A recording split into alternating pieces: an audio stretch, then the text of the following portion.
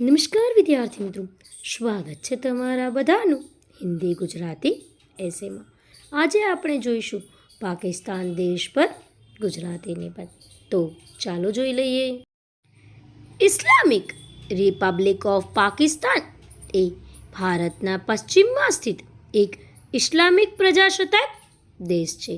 પાકિસ્તાનને ભારતથી અલગ થયાને 76 વર્ષ થઈ ગયા છે.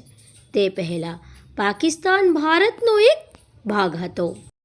1947થી 1970 સુધી પાકિસ્તાન બે ભાગોમાં વિભાજિત રહ્યું: પૂર્વ પાકિસ્તાન અને પશ્ચિમ પાકિસ્તાન.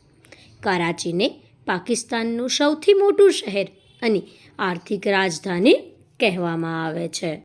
ડિસેમ્બર 1971માં ભારત સાથેના યુદ્ધના પરિણામે પૂર્વ પાકિસ્તાન બાંગ્લાદેશ બન્યું અને પશ્ચિમ પાકિસ્તાન પાકિસ્તાન જ રહ્યું.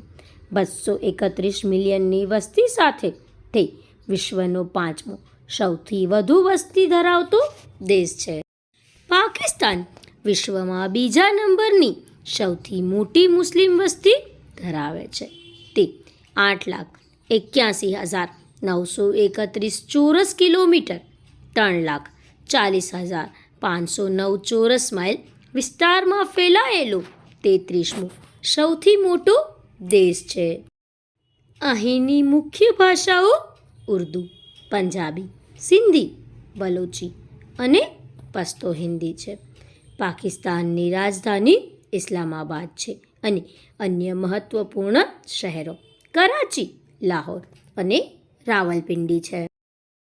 પાકિસ્તાનમાં 4 પ્રાંત છે: પંજાબ, સિંધ, બલુચિસ્તાન અને ખૈબર પખ્તુનખ્વા. આદિવાસી વિસ્તારો અને ઇસ્લામાબાદ પણ પાકિસ્તાનમાં સામેલ છે.